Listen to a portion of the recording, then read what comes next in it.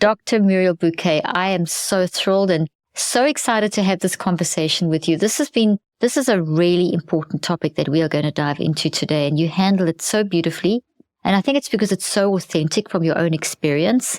And, that's why it's really, it's great. You've tackled a very complex subject that's a little bit, it's not spoken about enough. People are aware, but they don't really, I think, know how to deal with it or how to even process, because it seems so complex.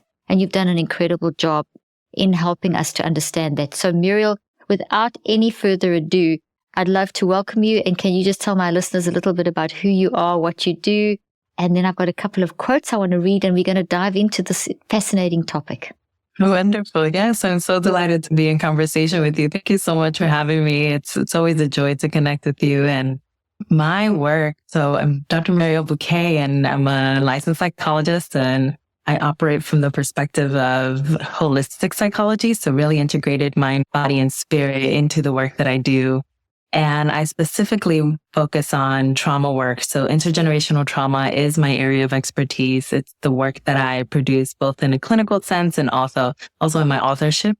And I just recently put out a book that is out for pre-order called Break the Cycle, A Guide to Healing Intergenerational Trauma. It's my very first book, and it's a book that offers comprehensive healing methodologies for us to be able to actually get the work of uprooting trauma from our lives, from our families, and from our communities. So really important work, and also very heavy work, and also necessary for us to be able to feel lighter and more liberated. I love it. Congratulations on your first book. I mean, that's a big deal. It's a big, big deal. Well, in your introduction, you talk about your story, and I'm going to let you talk a little bit about that. But I want to say that there was a lot of statements that caught my attention. But you basically were saying something about how the running water, the tap for the running water, and how even though you live with running water, you grew up without running water. And then you say how you still have this thing in your head that you can't throw things away. You can't until you've used them. And it's almost like and the sentence that I'm looking for is you say it's almost like you honoring their memory by thinking like this. And then you seem to get insight from one of your clients where you kind of hit a roadblock and realizing, no, staying stuck there isn't honoring, it's something else. So there I've done a very simplified Cliff Notes version of what you described there. I hope I didn't mess that up, but that caught my attention, and it kind of, it's great. It's a great way at the springboard to start. So you know exactly what I'm talking about, don't you? Because you wrote the book. I do. So take it from there, because what really caught me was the honoring, thinking that if we keep, we honoring by thinking of those things and thinking in the same way, but you show how that's actually problematic. It's not honoring, it's actually problematic. And then you give an example of how you got stuck with your one client, and that was for you, your moment of, okay, now I need to see what's going on. It really triggered you. So can you share your background and a little bit about why I'm reminding you of these beautiful phrases in your book? Yeah, thank you for bringing those up in a lovely way. My experience of intergenerational trauma is interspersed also within the book itself. So this perception of like running water, I come from a family that has come from very deep poverty, to the extent that some of the basic needs that any one of us have, especially first world countries, they didn't have in the Dominican Republic. And so they didn't have running water and lived in survival mode for many, many decades. And so although I have had running water in my home as long as I've lived, even when I still lived in poverty, there's always this experience of still being in survival in almost the same ways that my mother and my grandmother and people before them had been living for so long. And so what I like to highlight for any readers or anybody who is undergoing the intergenerational trauma healing journey is the fact that for many of us, survival experience or being stuck in survival, or for our nervous systems to be in that default state, sometimes doesn't come from only our lived experiences, but from the lived experiences of people that came before us. And that happens, as we know, from the epigenetic perspective, from a very biological end, but it also happens from a psychological end. Anything that was modeled in our families, or how they modeled how they had stress responses, or how they actually survived throughout their lifetime, like it just trickles down, because when we're kids, we're sponges and we soak up the ways that our parents are in survival mode, and we mimic that and replicate it and become the adults that are also then stuck in survival mode. So when I was in, especially one session when I still worked at Columbia Medical Center as a psychologist there, I was in a session with a patient, and that session was one in which a lot of the people that were hurt in that patient's life kept coming up in the experiences that that person was having in the room. And in that moment, I saw not only my own life and the ways in which survival mode had been replicated time and time again, but also my patient's life and the ways in which she came with so many layers of trauma from people that came before her, and also the ones that she experienced in her own lifetime. And that then made you ask a lot of questions, which pretty much generated your philosophy and the way you work with your patients, and then also this book. So let's start by defining what intergenerational trauma is. I think people have a basic idea, but you give it a much deeper you help us have a much deeper understanding. Yeah. Intergenerational trauma is such a unique type of trauma because it's the only one that actually, as we know, gets handed down the family line, down generation, and also down community line, because sometimes we have ways in which trauma gets normalized and never gets addressed in an entire community. And so the ways that I like to explain intergenerational trauma is from the perspective of it being at the intersection of our biology and psychology. So these two experiences need to intersect. There needs to be an experience that is both on the epigenetic area, meaning that there have been genetic expressions that people have had that where they've been in trauma for long periods of time, their genes re-express to basically reflect the fact that they're in a traumatized body. And upon conception, when they conceive a baby, those gene expressions get replicated forward, or they get transmitted forward. Psychological expression of intergenerational trauma is everything that happens post-conception. So when a baby is in utero, if their mother is in a stress for chronic length of time, or for a period of time where the baby is able to digest a lot of those stress hormones that are floating through the body, then there is already the foundational experience that the baby is having in utero that the world isn't safe. When they come out into the world, they're experiencing, let's say, pathetically, parents that are arguing, there's a divorce that's happening, perhaps there are experiences, let's say poverty, or maybe there's war around them, or perhaps they go into school and they experience bullying, and maybe they're a teenager and they have a really bad first breakup, right? And so there's all of these other experiences that they're now having in their lifetime. They're already having a predisposition to stress and trauma because of the epigenetic transmission. Now they have the psychology to back it up, and together, those two experiences, biology and psychology, culminate into what we now know as intergenerational trauma. Excellent explanation. So let's look at some examples. So you gave a few from your own life, and you have examples in your book. So can you choose either and just help people to understand this a little deeper with an example? Yes, absolutely. One of my favorite examples from the book happens to be around a concept that I call the intergenerational nervous system. And I know that this is perhaps a little bit complex to understand, because how can one nervous system be intergenerational, right? But when we think about the fact that when we're in stress response, our nervous systems are registering it. Our windows of tolerance, meaning that our capacities to tolerate stress to a certain extent, they start to narrow down, right? Because we become emotionally regulated in a different way. And so what that means is that we're also experiencing the modeling of a parent who has an intergenerational nervous system that has been narrowed. And when we're experiencing that modeling, we're mimicking it. Like I mentioned, kids are sponges, right? So if they see that a parent is constantly fighting, they're in a fight mode whenever they're experiencing even minimal stress, then that kid is going to absorb the message.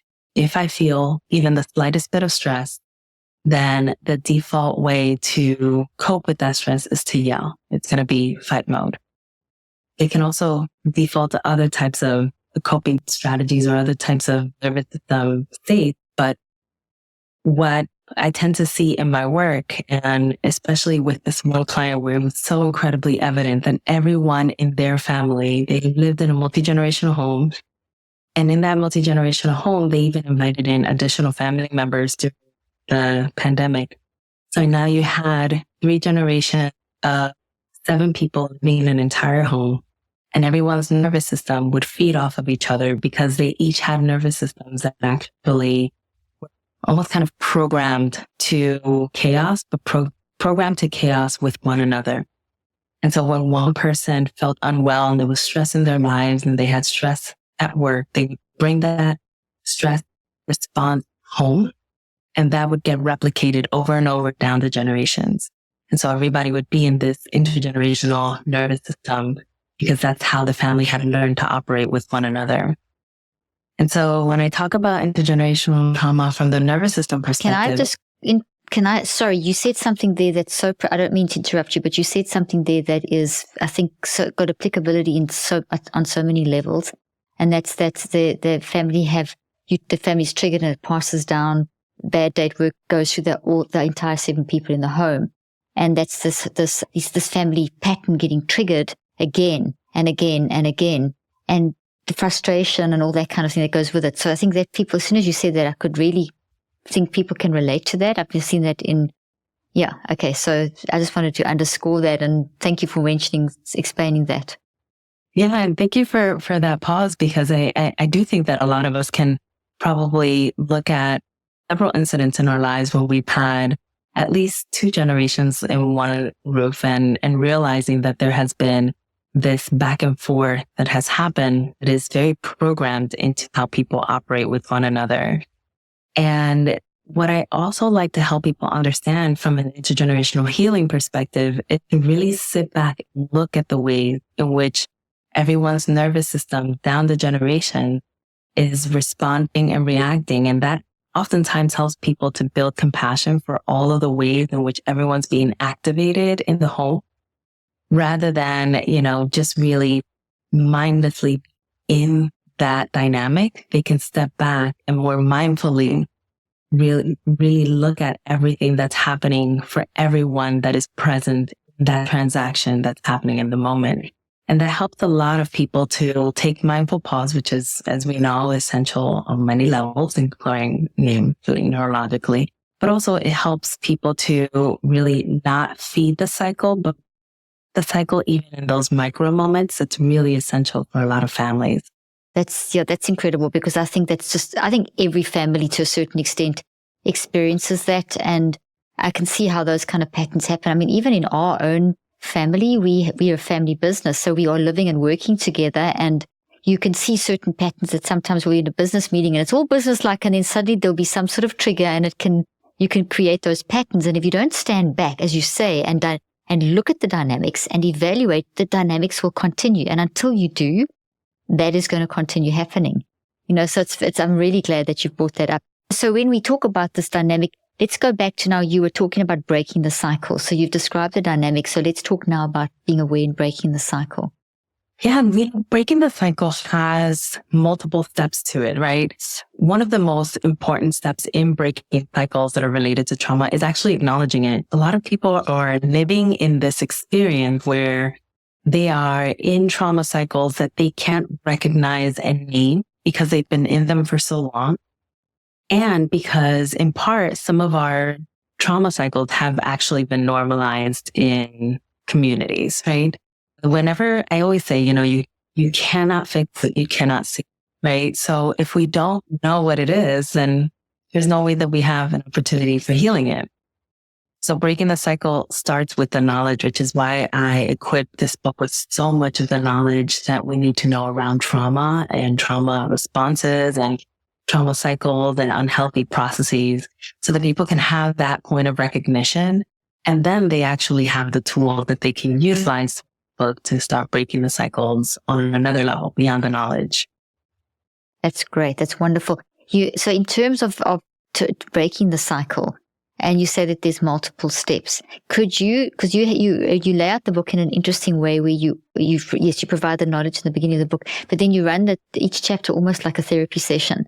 And you say, you comment and say that the sessions are almost like, and I saw that in the chapters, that there's a bit of the knowledge component, then there's the interaction, and then there's the little sort of techniques at the end, sort of like because you do some of the healing bath. So I'd love you to talk about a sound bath. I'd love you to talk about whichever way you want. So I thought it'd be great to walk through a chapter. You've got so many chapters, so you select a chapter and maybe walk through, not necessarily the detail of all the chapter, but that sequence. But maybe prior to that, you said that there's many steps involved. Do you want to start by just telling people the steps involved and then walk us through an example of what a typical session you would do with yourself when they're working through the book? Which way around would work easier for you? I think I'll take you through the process itself, because I think it's really essential and it's very intentional. So the process of going through the journey tends to look like us first starting with working with the body.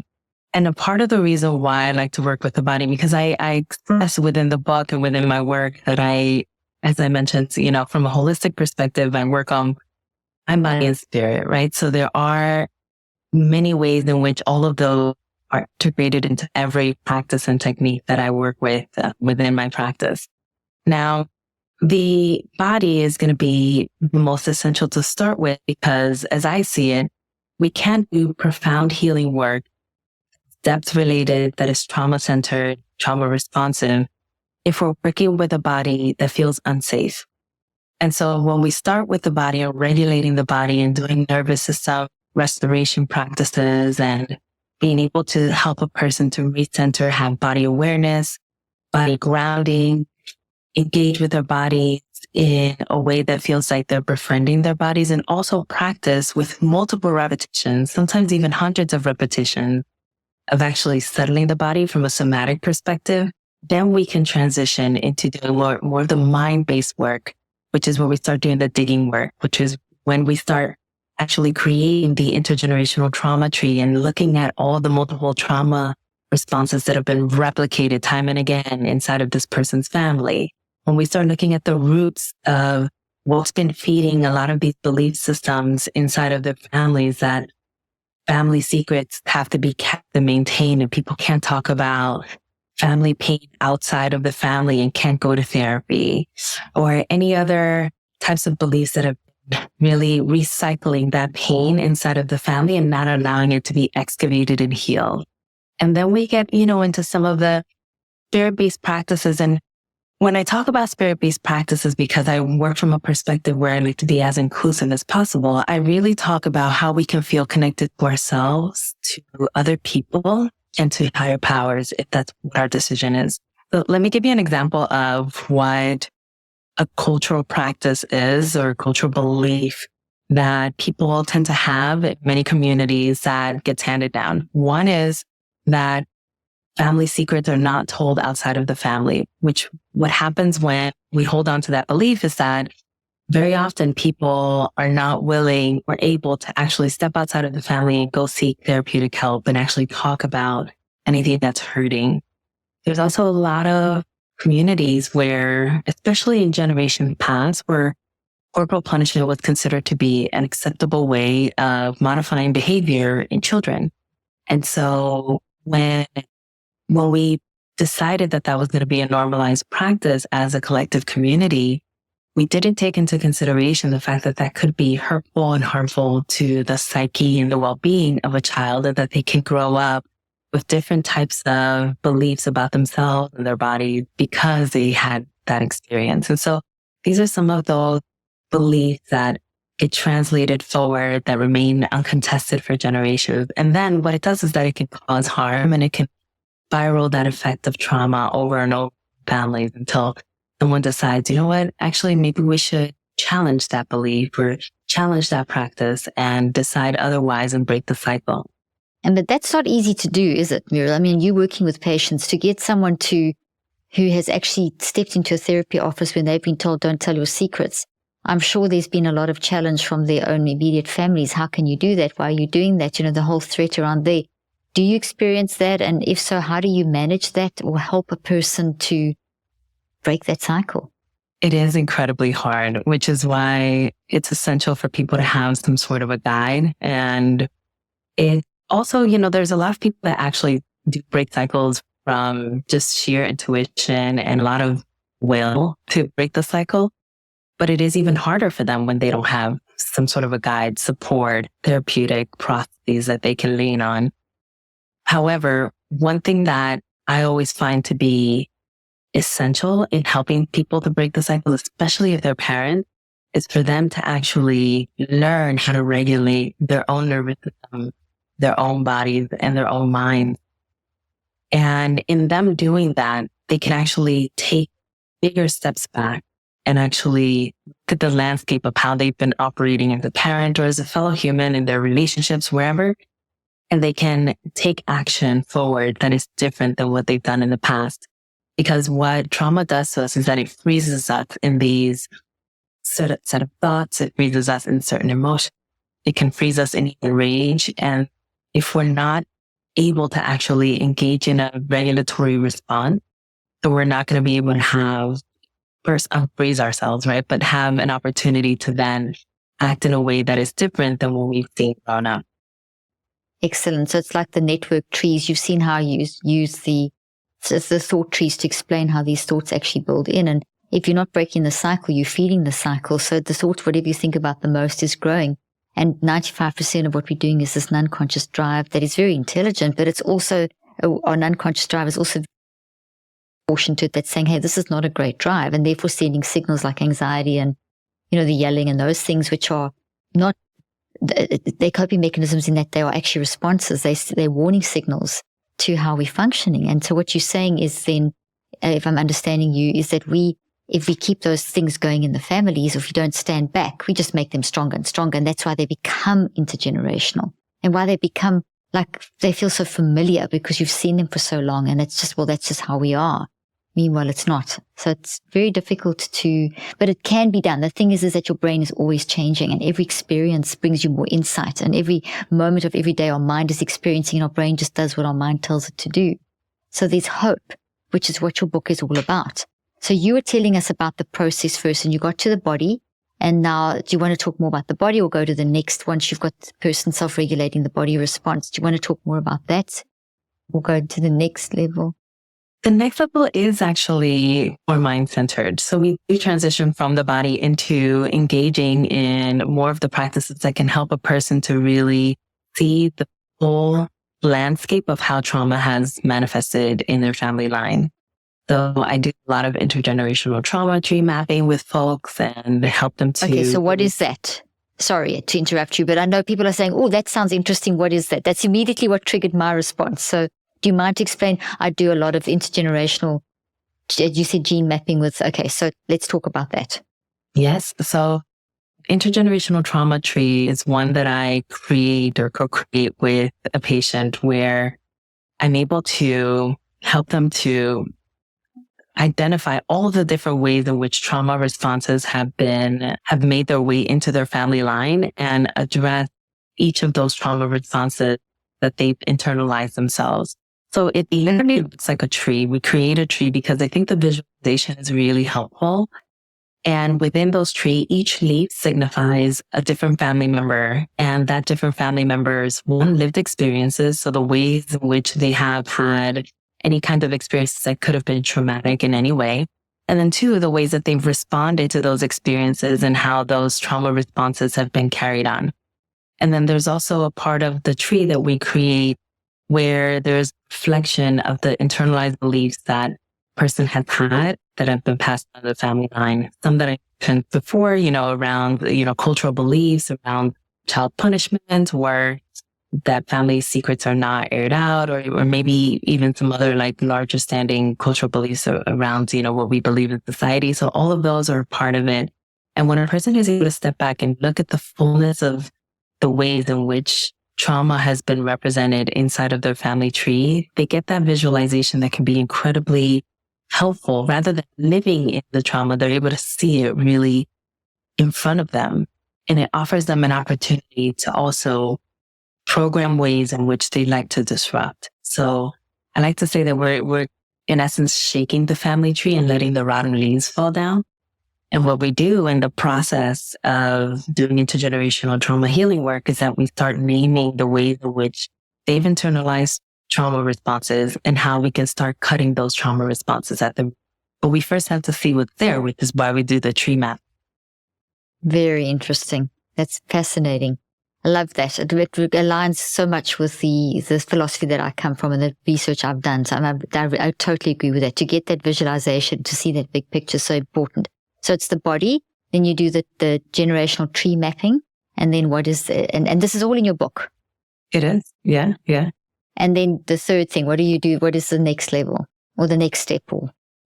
Well, we do a couple of things that are related to the mind still, because there's still a lot of work that needs to be done around intergenerational post-traumatic growth is what I call it. So it's an element of post-traumatic growth and some of what we know that is essential there, which is, creating new meaning out of life, building strength, which is really essential, especially when you've had deep emotional injuries.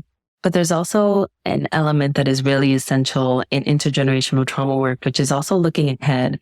Like, how is it that our healing is going to actually set up the next generation to live a life that is fuller, more abundant, healthier, happier, and all the things that they deserve, right? And so there is an element of intergenerational post-traumatic growth that also looks at, and so there is a lot of work around that we do that looks perhaps a little bit more like talk therapy, but just with that element of intergenerational healing and post-traumatic growth that can take into consideration not just the person that's sitting on that therapeutic couch, right? Or that person that's reading the book, but everybody that's connected to them.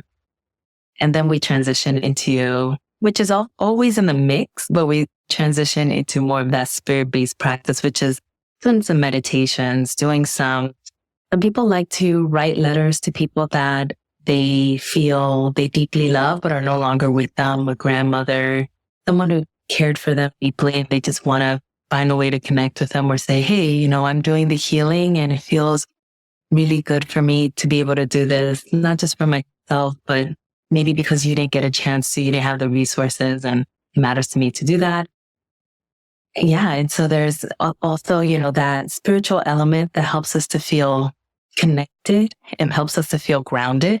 And that's why I do sound bath meditations, like you mentioned before, which are meditations that involve a quartz table that helps us to really settle our bodies, our minds, and our spirit in a way that feels very tangible in the moment, but also helps us in the long term to just feel more settled. I love that.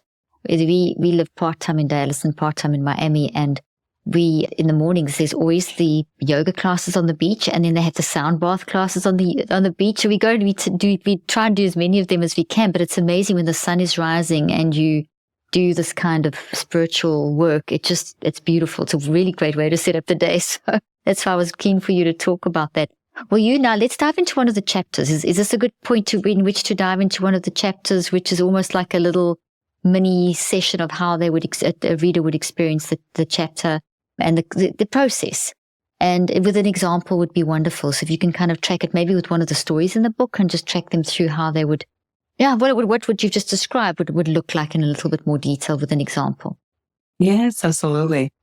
Yeah, so I do have a chapter in the book that specifically focuses on the intergenerational nervous system. And since we've been talking about that, I think it's an excellent one to get into.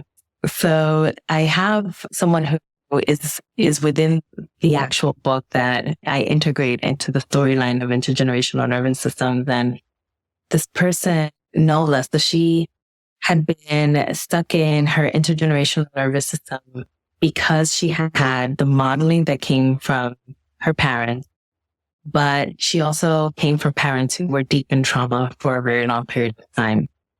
And she was also seeing a replication of that same nervous system response in her child. And in addition to that, one thing that we don't oftentimes talk about all too much in reference to trauma, which I try to integrate into the story of Nola as well, because this was a part of her experience, was the fact that people at work felt it too. So not only was she experiencing this chronic emptiness, this hyper-aroused response, but she was also in constant fight, in as far as like a fight mode nervous system response. And that was also being represented in her workspace. So we had to work with Nola to be able to integrate not only deep breathing, which I understand that deep breathing is incredibly essential. And we all know, a lot of what it does for the mind and body whenever we're feeling hyper aroused. But we also had to integrate another layered nervous system reset response on top of that, which I always like to introduce rocking to folks, especially if they have the capacity to rock, because it also gives the body an opportunity to get back into rhythm. And it's also a type of somatic practice that helps us to initiate that ventral vagal response, which is going to help us to enter rest and restoration. So when we start layering the breath and rocking together, it allows an even more profound experience of relaxation. But in addition to that, because we also work with the intergenerational nervous system, and what that means, of course, as I mentioned, is that we're also doing work that honors anybody who we love and care for couldn't do the work because they didn't have, let's say, the cycle, they didn't have this book or resources or a therapist. And we're also doing it for the generations to come, whether they're alive already or they're, somewhere in the journey in the process of coming to life. Then it's going to be important also that we do visualization exercises or that we share the technique with the people in our lives. So I always like to help any person with first visualizing, like, what would it be like for a person that you love who didn't get a chance to heal in this way, to experience your healing, to experience you walking and breathing and thinking of them as you do this healing work. And so there's a visualization piece that's also integrated in there, which is a lot of the more meditative kind of spirit-based element of how we do the healing work. So that's one chapter that's very near and dear to my heart. It does start very heavy on the research end because I do believe it's really important for us to have also the information that we need and wherever science is right now to be able to equip us with that knowledge. But there is a very heavy element also on the healing side and on integrating these practices into our lives so that we can also do the work itself. That's lovely. That's really great. So what did you do with Nola, I think you said the name was, next? So once she had done that, that's, I totally agree with you. We've got to understand the science in order to actually really make sure that we understand why we're doing these things. So that there's a reason, because what can rocking do? But there's a lot of science. So, and the layering, I love that concept. So what was the transition next to help her to be able to, to have the change at work because it was impacting at work? She was getting more maybe aggressive at work or whatever the case may be. Yeah. So a lot of it we did a lot of heavy work in the mind area, right? With Nola, she needed to understand that her pain was being dislodged onto other people. And that didn't coincide with her values. So she actually didn't want to be the person that caused pain forward in the ways that pain was caused to her when she was a little girl and even, in other areas of her life. So when we start working with people's values, I think that can be also very helpful because we can start to map out the ways in which the representation of their trauma doesn't coincide with the person they desire to be. And that can also be a very big motivating factor of people breaking the cycle. Sometimes it's that one thing that clicks for folks and allows them to see, okay, breaking the cycle is in essence the only option that I have for moving forward because I desire to be a person that, one, feels lighter, is emotionally freer, and doesn't carry this heavy burden that so many people have carried down my family line. But also, I don't wish to be a person that is leaving this earth with a whole bunch of pain because I didn't know how to carry my pain for myself. Beautiful. What about you in your life now? Because you start the book with your story and you had a major epiphany in the way you saw things. And were you your own subject in your own private little lab? What about you in your life? Yeah, I did so much work and it's been probably over 15 years now doing some of this work in my own life. And then also bringing my family in with me. I, like yourself, I'm very family oriented. I'm very close to my family and I want to produce happiness, joy, and healing in their lives as well. And it has not been a journey that's been entirely easy because you have multiple generations, so many people that are in their own process and need to be integrated at their pace, right? Wherever they're ready. And and they need to be allowed space and compassion to be able to take in the healing at the level that they can. So that was a lot of the learning for me too, and a lot of the learning that I impart in this book and help people to understand where we can help a person move along in the direction of healing and where we need to then decide that we need to, in essence, grieve what they could not do.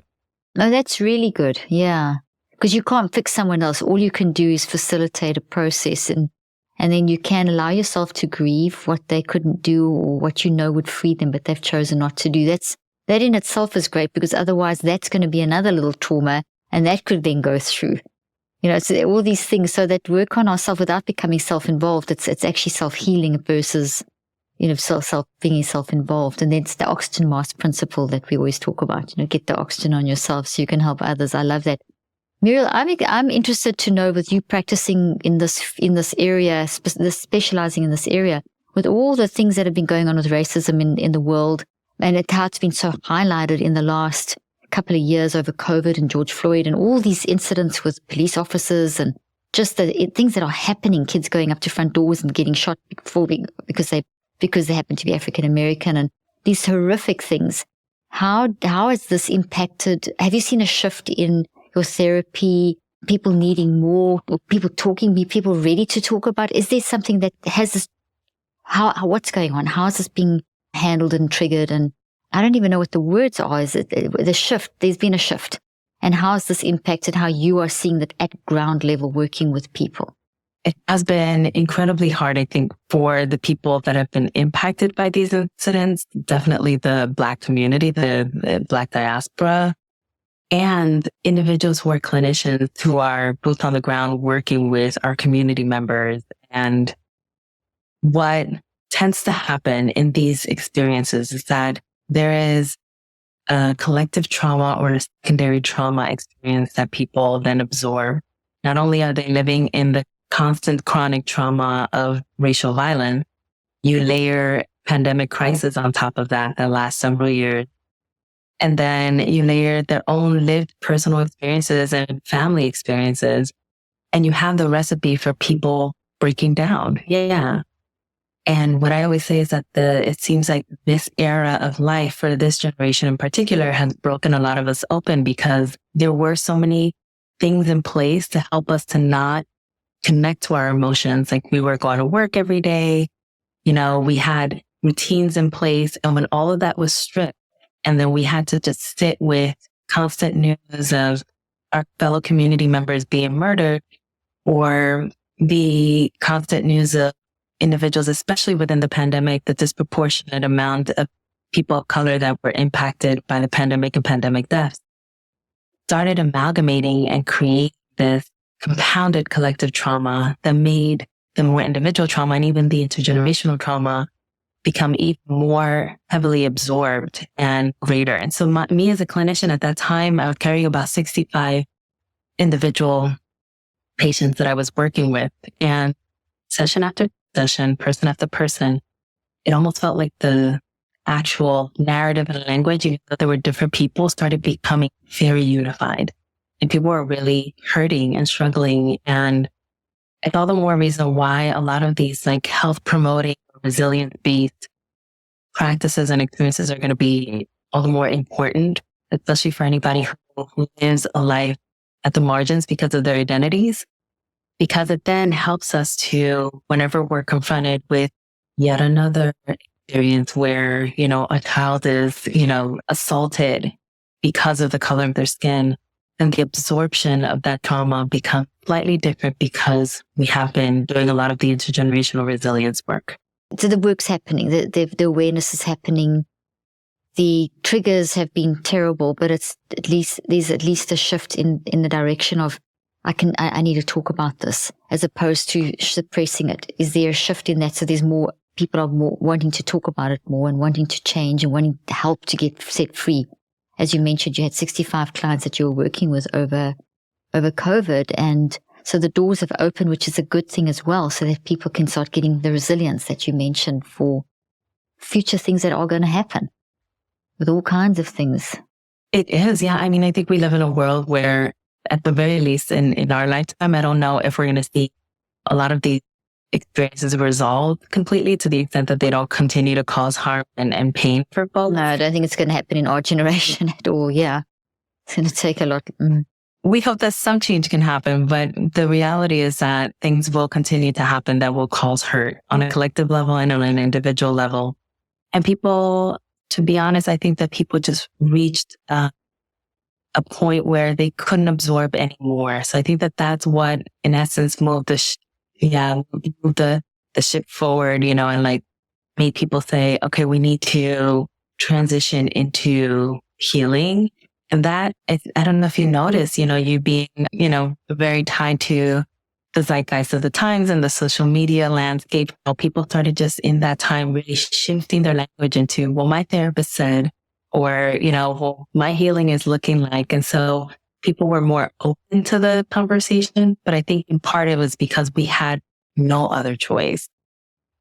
It's so interesting you say that, because I remember right at the beginning of COVID being interviewed and people saying, because there was so much doom and gloom initially and how this is going to be a negative thing. And I remember saying, yes, it's scary, but it's actually a good thing because it's going to force people to think and go deep inside themselves. And this busy time that we've been living in for a few years, which has just been so, as you mentioned, on this hamster wheel of commercialization and productivity and achievement, and which we need. Obviously these are all phases, but it kind of went a little bit to the wrong side. It forced us to sit back and take stock. And of course, no one wants to do that. And it was handled unfairly, and we know all the issues, but it did definitely generate, and I agree with you, the zeitgeist definitely shifted, where there was this shift from kind of like, oh, well, we'll just get on with life, to, hey, I need to just take stock of actually what do I accept in my life, and what do I support that's going on out there, and what don't I support, and what can I do, and a lot of deep thinking. And as I said, when I was interviewed and said this at the beginning of COVID, it was so like, how can you say that? This is such a bad time. And I said it is, but it does force us. If you look at historically, when things get to the point where people just can't go on like this anymore, that's when, when the shifts happen. And it starts with us being aware and digging deep and looking at all these things and getting ourselves in a more resilient place. Then we're stronger. And then as a community, we can come together and we can start making those social shifts that are so necessary, that don't happen quick enough from the top down, that actually happen effectively from the grassroots up. But you have to have people that level of resilience and openness to be able to do that. And so I agree with you. I definitely have seen a shift in the general culture, the general zeitgeist, and I'm very happy about that. And these things I'm worried about too, which I'm sure you are in the field too, that things always tip and tip and tip and tip, and then they hopefully balance a bit and then they tip again. And that's just how we grow. Yeah. Agreed. I'm hoping that, the fact that there's been an opening to people having more of a motivation to do the healing work, that now that there's a lot of these tools being put out there, like this book and other tools that are, really essential, that people will take what they can and do some of the absorption, but not of the heavy trauma, but the absorption of the healing and resilience, so that we can then do some of that balancing work as the collective global community. Exactly, because the community coming together is where the answer really is. So it starts with the individual, and then the individual, you're not going to totally heal as an individual, but as an individual, it automatically makes you want to reach out. Like you mentioned in one of the spiritual part of writing letters, and there's the research that shows when you reach out and help others, that may in some way, like you spoke about the example, if people don't maybe have the resources or haven't had access to a therapist, and you sending a letter and explaining, hey, there's this concept and here's some things you can do, that is reaching out and creating that community. And that increases the flow. That's what keeps it moving and growing. And I think that's really beautiful and essential. Mariel, where can people get hold of this book, and when is it available, and what are all the details about how people can find out more about you and what you do? So the book is through Penguin Random House. So it's called The Psychologist, Healing Intergenerational Trauma, as I mentioned. So you can actually find it at drmarielbuqué.com and clicking on book or break cycle. And that's where also a lot of my work is centralized. So people can find anything that I'm doing there. But on social media, I'm at dr.marielbuqué. You can find me there, and some updates about the book that will be coming out January 2nd, 2024. That's wonderful. Well, thank you so much for sharing that. And I highly recommend the book and following you on social media. We'll put all those links in the show notes. And thank you so much for sharing your wisdom and for the wonderful and such important work that you're doing. And for sharing this, making this available to, we need this. We've all got intergenerational trauma. I don't think there's anyone, I know for a fact that no one has it together. No human ever has had it together. We all battle with stuff, and it does go through the generations. So this is definitely a message that is so vitally important. So thank you for your work, and thank you for joining me today to share it. Thank you so much for having me. I appreciate you. Of course.